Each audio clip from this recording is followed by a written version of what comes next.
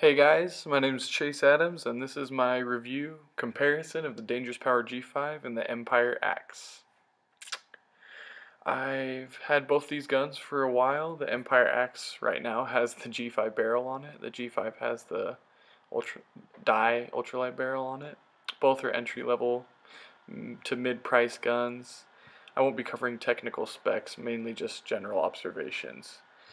The axe is really fluid, has a solid weight. I love the hoseless design on it, as well as the G5. Both are hoseless. G5 has an awesome trigger, solid weight. This is the Wraps ASA, really easy on-off ASA. I love the big lever design.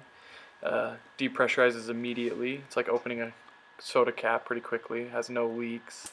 The stock ASA, not sure the name on that one. Is a little bit smaller, not as easy to disengage or pull off. Depressurizes slowly and kind of bleeds out. I've had some leaking issues, but those might just be O-rings. Now right here I'm showing you a little bit of side-to-side play on the trigger. I'm sure that's adjustable, but that's just something I've noticed since I've started playing with this gun. And with the G5 wave trigger, coming up right here, no movement, very solid trigger. I have to really force it to get it to move side to side. One of the best features on the gun, honestly, is this trigger. I like it nice and sensitive, so it's really sensitive. It works really well for me. Now, the G5 power button is on the very back. It's a good placement and good size, nice and easy to turn on and off, but it takes an annoyingly long time to turn off. You have to hold it down for quite a while. And that little orange blip that pops up, it's hard to see it in the sunlight, and I've accidentally shot myself and my barrel plug because I thought it was off and it wasn't. The axe power button isn't my favorite placement right there under the trigger frame, and it's sometimes a little bit harder to push, but it's super easy to see, super easy to turn on and off. Now, nice and quick as well. Now this ramping, I want to show you, both guns are in PSP ramping, but the axe, for some reason, it takes a lot of like really fast trigger pull to get it to go into ramping. Right there, I just was showing you kind of an example. You can go really kind of nice and medium paced and never enter ramping. And once you start really letting go on it, you'll start ramping. But the G5, on the other hand, is super sensitive. You can literally within a second you're just already in ramping, and then you're going through those 3-round bursts or whatever. It's really sensitive, super easy to engage the ramping. It ramps on the third trigger pull, even with some space between the first two. And I mean, this isn't necessarily a detriment to the G5 or the axe, it's just kind of a personal preference thing.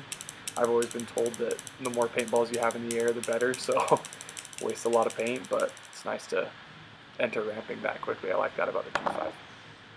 Okay, this is the shooting test. The G5, I mean, both guns have a great shot. I think the main difference would be the noise. I don't know if you could hear, it's hard to tell with the camera audio, but that makes a really loud kind of clapping sound.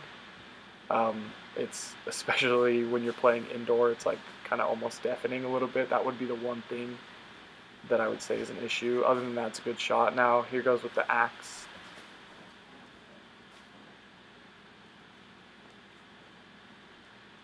I don't know if you could tell the difference there. That shot's a little bit more muffled, kind of a softer shot. But other than that, great shot. Now, this is my main thing with the G5 that I love, is the space between the trigger frame and that foregrip.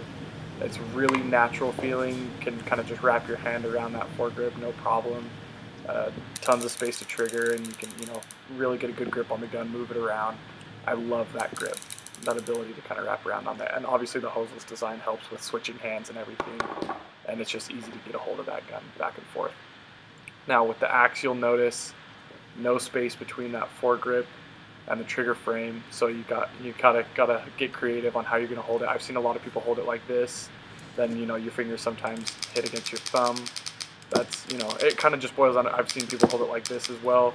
Boils down to personal preference, however you like to do it. I sometimes even just get like kind of a cupping shape on the front hand and just kind of like bear claw it, but that's how that foregrip works right there. In conclusion, Both these guns, honestly, awesome guns. I've loved both of these guns for different reasons. I made this video specifically because I saw a lot of people bagging on the G5 and raving about the axe. People were asking, hey, should I get an axe? Should I get an axe? And everyone's like, or a G5, and everyone was like, no, just grab an axe. They're way better. Save up the extra money. I don't believe that. I believe that they're easily in the same league and can compete with one another. I've played against people with a G5 and stomped them and vice versa. So I think there's a price differential right now on ANS gear of $130 between the G5 and the axe. So the G5 being cheaper. So I think that boils down to other factors such as the meters on the regulators and everything like that, and internals. But as far as ergonomic and just kind of frame design and everything, they're comparable for sure. And there's just general shot and everything, you'd be fine with either one of these guns. Thanks for watching. Hope you enjoyed it, and I hope this helps someone make a buying decision. Thanks.